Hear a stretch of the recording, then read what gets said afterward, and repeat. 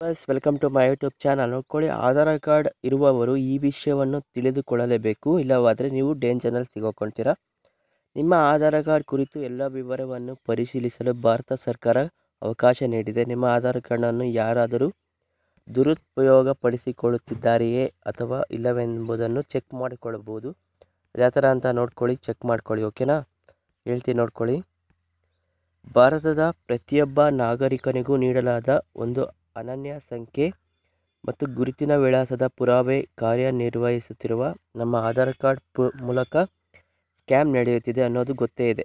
ಬೇರೆಯವರ ನಮ್ಮ ಆಧಾರ್ ಕಾರ್ಡನ್ನು ದುರುಪಯೋಗಪಡಿಸಿಕೊಂಡು ಕೆಲವೊಂದು ವಂಚನೆಗಳನ್ನು ತೊಂದರೆಗಿಡುವ ಸಾಧ್ಯತೆ ಸಹ ಇರುತ್ತದೆ.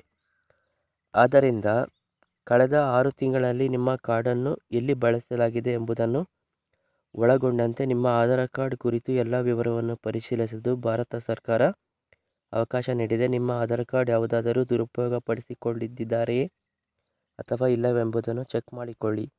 ಯಾವ ಥರ ಚೆಕ್ ಮಾಡ್ಕೊಳ್ಳೋದಂತ ನೋಡ್ಕೊಳ್ಳಿ. ನಿಮ್ಮ ಆಧಾರ್ ಕಾರ್ಡನ್ನು ಯಾರಾದರೂ ಬಳಸಿದ್ದಾರೆ ಎಂಬುದನ್ನು ತಿಳಿದುಕೊಳ್ಳೋದು ಹೇಗೆ? ಫಸ್ಟು ಗೂಗಲ್ನಲ್ಲಿ UDI ವೆಬ್ಸೈಟ್ಗೆ ಹೋಗಿ ಭಾಷೆ ಸೆಲೆಕ್ಟ್ ಮಾಡ್ಕೊಳ್ಳಿ, ಲ್ಯಾಂಗ್ವೇಜ್ನ. ನೆಕ್ಸ್ಟು ಆಧಾರ ಸೇವಾ ನ್ಯಾವಿಗೇಟ್ ಮಾಡಲು ಪುಟಿಯನ್ನು ಸೆಲೆಕ್ಟ್ ಮಾಡ್ಕೊಳ್ಳಿ. ನೆಕ್ಸ್ಟು ಆಧಾರ ಸೇವಾ ಪುಟದಲ್ಲಿ ಮತ್ತೊಮ್ಮೆ ಅಥೆಂಟಿಕೇಷನ್ ಹಿಸ್ಟ್ರಿ ಅಂತ ಇರುತ್ತೆ, ಅದನ್ನ ಸೆಲೆಕ್ಟ್ ಮಾಡ್ಕೊಳ್ಳಿ.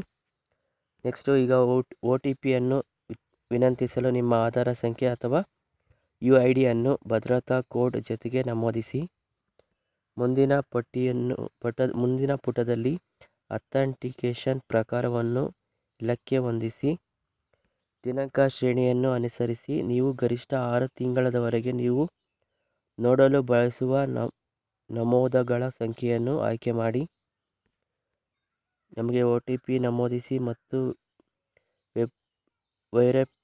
OTP ಬರುತ್ತೆ, ನಿಮಗೆ ಬಟನ್ ಮೇಲೆ ಕ್ಲಿಕ್ ಮಾಡ್ಕೊಳ್ಳಿ. ಈಗ ನಿಮ್ಮ ಆಧಾರ್ ಕಾರ್ಡನ್ನು ಬಳಸೋದಾದ ಮತ್ತು ಉದ್ದೇಶ ಯಾವುದಂತ ನೀವು ನೋಡ್ಬೋದು. ಓಕೆನಾ, ಈ ಥರ ಚೆಕ್ ಮಾಡ್ಕೊಳ್ಳಿ. ನೆಕ್ಸ್ಟ್ ನೋಡೋಣ ಬನ್ನಿ. ಈ ಮೇಲಿನ ವಿಧಾನ ಮೂಲಕ ಆಧಾರ್ ಕಾರ್ಡ್ ಎಲ್ಲಿ ಬಳಕೆಯಾಗಿದೆ ಎಂಬುದನ್ನು ತಿಳಿಯಬಹುದು. ಹಾಗೆಯೇ ಆಧಾರನ್ನು ಕೆಲವು ವಿಧಾನದ ಮೂಲಕ ರಕ್ಷಣೆ ಕೂಡ ಮಾಡಬಹುದು.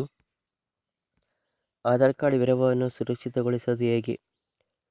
ನಿಮ್ಮ ಆಧಾರ್ ಕಾರ್ಡನ್ನು ಅಥೆಂಟಿಕೇಷನ್ ಹಿಸ್ಟ್ರಿಯನ್ನು ಗುರುತಿಸಲಾದರೆ ಈ ನಂಬರ್ಗೆ ಕರೆ ಮಾಡಿ ನೀವು ನಿಮ್ಮ ಆಧಾರ್ ಕಾರ್ಡ್ಗೆ ಬಯೋಮೆಟ್ರಿಕ್ ಲಾಕ್ ಮಾಡ್ಬೋದು. ಆವಾಗ ನಿಮಗೆ ಸೇಫ್ ಆಗಿರುತ್ತೆ. ಲೈಕ್ ಮಾಡಿ, ಶೇರ್ ಮಾಡಿ, ಕಮೆಂಟ್ ಮಾಡಿ.